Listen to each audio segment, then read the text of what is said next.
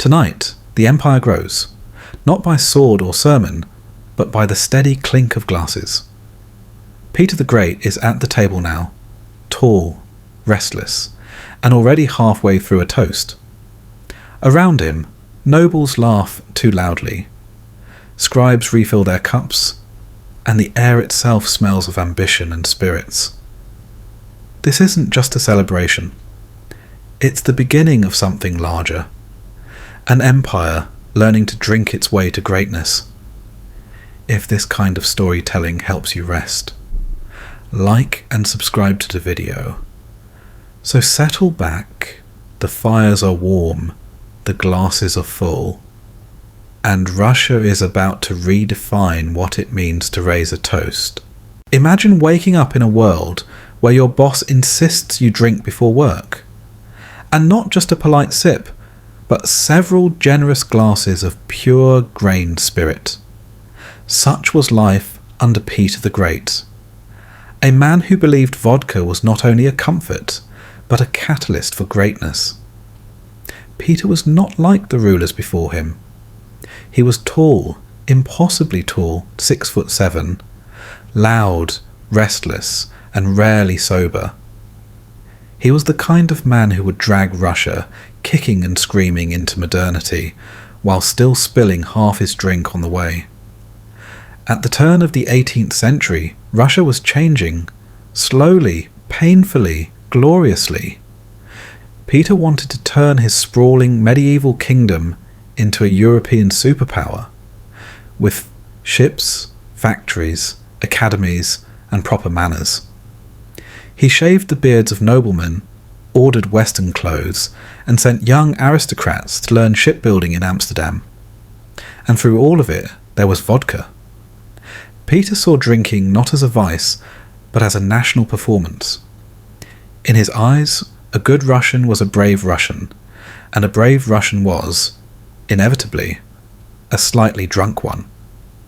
He institutionalized the toast. Every occasion required a round of glasses, every meeting a series of speeches lubricated by spirit. The cup of the Great Eagle, that enormous ceremonial goblet, became a fixture of his feasts. It could hold an entire bottle. And if you were summoned to drink from it, you didn't refuse. You simply prayed you'd stay upright afterward. Foreign ambassadors wrote of Peter's banquets with a mixture of admiration and horror. Tables groaned under platters of roasted swan, venison, and sturgeon, and the vodka flowed like melted snow in spring. The Tsar would toast to health, to victory, to shipbuilding, to plumbing, to almost anything he could think of, and his guests, trembling, would follow suit. To attend one of Peter's dinners was to participate in a kind of national ritual, a state-sponsored hangover in the name of progress. But there was method to his madness. You see, Peter understood that vodka was more than a drink. It was a symbol of unity. In a country stretched across 11 time zones, filled with countless languages and tribes, vodka was the one thing everyone shared. It was Russia in liquid form, strong, clear, and dangerously flammable. He built taverns wherever he built shipyards, and every tavern was owned, naturally, by the state. The profits from vodka sales funded his army, his fleet, and his endless projects. By some estimates, nearly a third of the empire's revenue came from alcohol. In essence, Peter had discovered a perfect economic loop. The people drank, the state grew rich, and the people celebrated their poverty with another drink. Brilliant. Terrible. Efficient. But there was another reason Peter clung to vodka. He had grown up in an empire steeped in superstition and old ways. The Russian Orthodox Church had long discouraged drunkenness in theory, but in practice it tolerated it. The common people, trapped in serfdom, sought their solace where they could find it. Peter needed them to be loyal. Vodka, he believed, would do at far better sermons or slogans. A drunk man rarely starts a revolution, at least not until he sobers up. Still, Peter was not entirely reckless. He created strict state monopolies to regulate production. Only the government could legally distill and sell vodka, and only in approved quantities. This made vodka both precious and political. It also made it expensive, which meant peasants often resorted to brewing their own. In dusty corners of the countryside, illegal stills bubbled and hissed. Homemade vodka, samagon as it came to be known, was harsh, smoky, and unpredictable. It might warm you on a cold night, or it might send you blind by morning. Peter didn't mind much. As long as the empire kept drinking, the empire kept turning. His reign was a fever dream of modernization. He founded the navy, built the new capital of St. Petersburg on a swamp, and declared himself emperor, the first of Russia's Romanovs to do so. And through it all, vodka was there. When workers froze on construction sites, they were given vodka. When soldiers marched through mud and snow, vodka was their courage. When new cities rose from the tundra, vodka consecrated their birth. Even diplomacy was soaked in alcohol. When Peter met foreign rulers, he challenged them to drinking contests.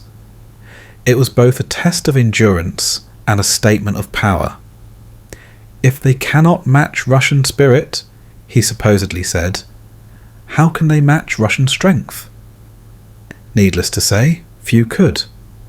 Yet beneath the laughter and the clinking glasses, something darker brewed. For every ship built, thousands of peasants died of exhaustion and exposure. Many drunk, many forgotten. For every imperial banquet, millions toiled in the fields. Their wages poured into the state taverns. Peter's empire looked strong from a distance. Steel and silk, marble and gold. But up close, it reeked faintly of grain and regret. He had created a system that ran on spirit rather than stability. And while it worked for him, it planted a dangerous seed for his successors: dependence. After Peter's death in 1725, his policies outlived him. The state monopoly on vodka became sacred. Successive tsars treated it as a guaranteed source of income, a bottomless bottle they could always uncork in times of need. When war came, they taxed vodka. When famine struck, they taxed vodka harder. When reform seemed impossible, they simply poured another round and called it tradition. By the mid-18th century, the Russian Empire's drinking culture had reached astonishing levels. Whole villages went on week-long benders during holidays. Soldiers received vodka rations as part of their pay. Even coronations included public drinking contests. Because what better way to celebrate divine right than with communal intoxication? And still, the revenue flowed. Vodka became the unofficial currency of the empire. If you couldn't pay in cash, you paid in drink. Landlords, bureaucrats, priests, all accepted it. The empire had built its foundations not on gold or faith, but on fermentation. One British visitor in the 18th century noted dryly that Russia's chief exports are furs, timber, and drunkenness.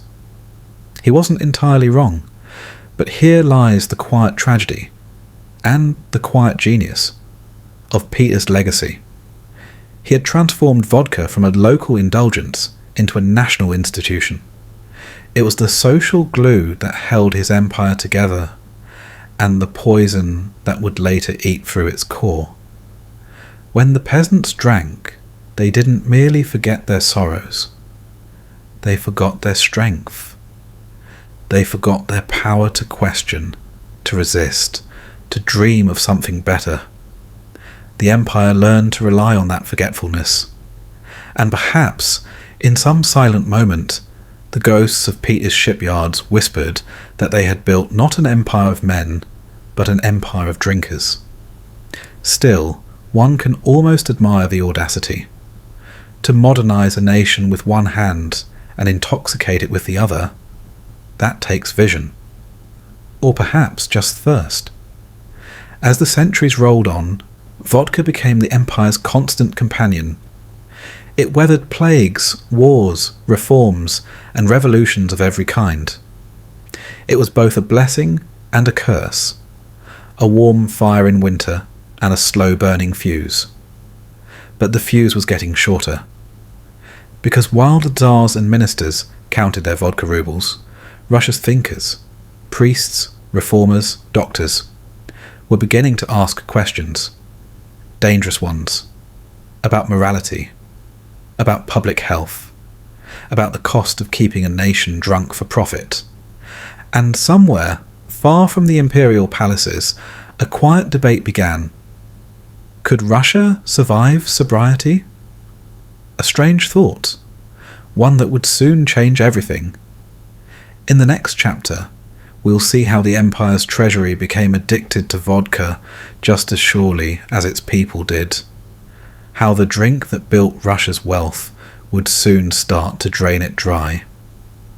The peasants kept drinking, the nobles kept toasting, and the empire, vast, glittering, and slightly unsteady on its feet, was just beginning to wobble.